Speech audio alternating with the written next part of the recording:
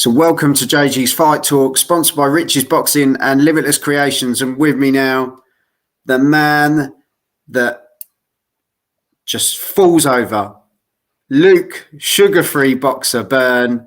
How you doing, Luke? Yeah, not too bad. Healing up well, thank God. Nose is on the mend, so should be back training properly next week, hopefully. So fingers crossed. Yeah, But apart from that, all good. Can't complain. Well, it's good to have you back, mate. I've missed you. And we are here for Dillian Whyte versus Otto Wallin. Quick predict show. But before we get into it, we're just going to have a little bit of this. Are you ready?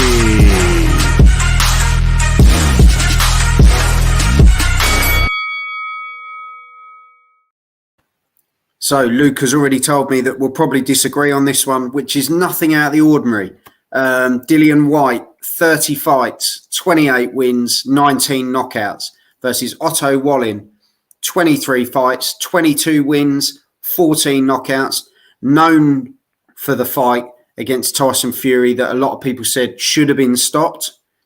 People have their own opinions. It is for the WBC Interim World Heavyweight title, which Dillian currently has again.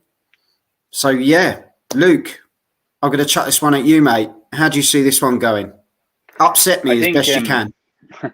Honestly, I think it's a really interesting fight. I think it's two heavyweights, and they're as good as they're going to be at the moment. Whyte obviously coming off, avenging his defeat to Povetkin, and Wallin coming off a good win against Dominic Breazeale. Now, Dominic Breazeale against Joshua looked like a bit of a punch bag, and then against Deontay Wilder, we've seen what happened. He sparked him out, but Wallin did what he should have done against Breazeale, and that's beat him up. And he really made bits of him and used his boxing and his skills. And I think Wallin's a tricky customer, as you said, against Fury. Like many would argue, including myself, that the fight should have been stopped. I definitely strongly believe that if the Wilder fight wasn't imminent for Fury, that fight was getting stopped if there wasn't so much money at stake. Now, as for the fight at hand, to be honest, I think Wallin's going to do it.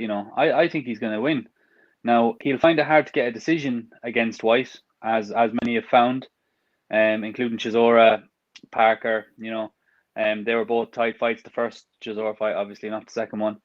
And the judges were on Whyte's side that time. But I think Wallin's got the skills. He's a southpaw. He's tricky. He's got very good footwork, very good shot selection, and he's got a very good man in his corner in Joey Gamache, who, as people might not know, was one of the men who helped mastermind Teofimo Lopez in defeating Lomachenko. He's a very good boxing brain. He's from the Kronk gym. He knows what to do in the ring, and Wallin's going to follow his orders to the number, and I think Wallin's going to do it. Well, there we go. I can't argue with that. So, in fact, I'm going to agree because I think Otto Wallin, I think he is that banana skin. And I think, is Dillian as good as he was? I don't know. To me, it just seems there's less fire in the belly. He was chasing the heavyweight title shot for so long. And it's almost like he's got to that point where he's thinking, I'm just never going to get that chance. I'm never going to get that shot. And I think if that mindset starts to creep in, I think that falls into Otto Wallin's, favour. I genuinely do. And I think there could be a knockout in this fight. They've both got power. And I think if it is going to happen, I think Otto Wallin could win by a late stoppage. Yeah, no, I agree with that. Bloody hell. Wallin is a very good boxer. I know.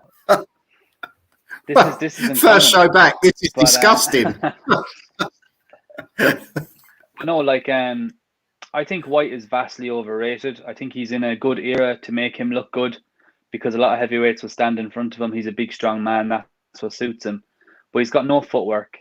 His jab is not what it was. And he can punch. We know that. Like, he's got that left hook. He can hurt you with that.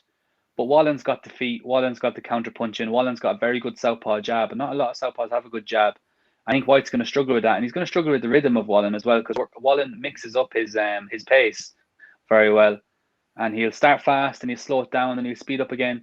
I think Whyte's going to struggle, and Wallin as well against Fury and against Brazil, which are the only 2 fights I paid really strong attention to.